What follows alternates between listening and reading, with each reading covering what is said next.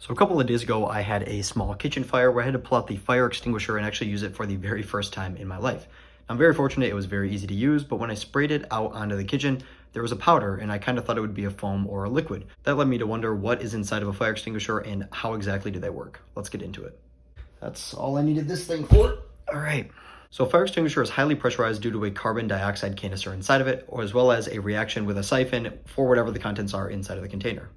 There are multiple different kinds of fires which require multiple different kinds of fire extinguishers. The different kinds of fires depend on what is the actual thing burning, which could be either a combustible metal, it could be an appliance, it could be something with electricity, or as well could just be like water or an oil or gas or whatever that may be, liquid fire.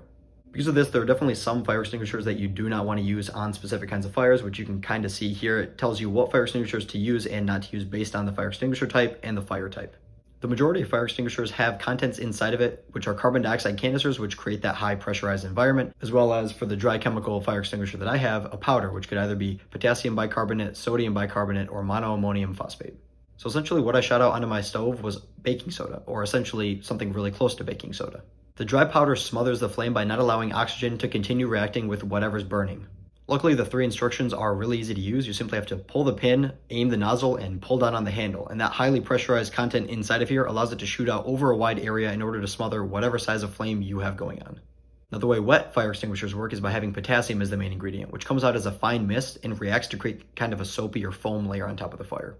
How it works if you have water as the base is you have a siphon tube reaching down to pretty much the bottom of the barrel, and you have a discharge tube which allows all of the water to come out reacting with this carbon dioxide in order to smother this fire, whatever the fire might be, using a wet one or a water one in this case. In this mechanical foam fire extinguisher, you have a wet water concentrate in a bag, you have water, you have a dip tube, and you have that gas canister, creating the pressurized environment, allowing it to shoot out and spread over a wide area, like I said, depending on what kind of fire or what kind of size of fire I should say that you have.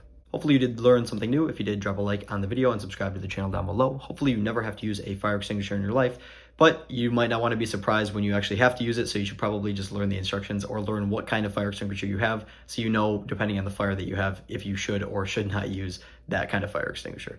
Other than that, I will see you all in the next video. Peace.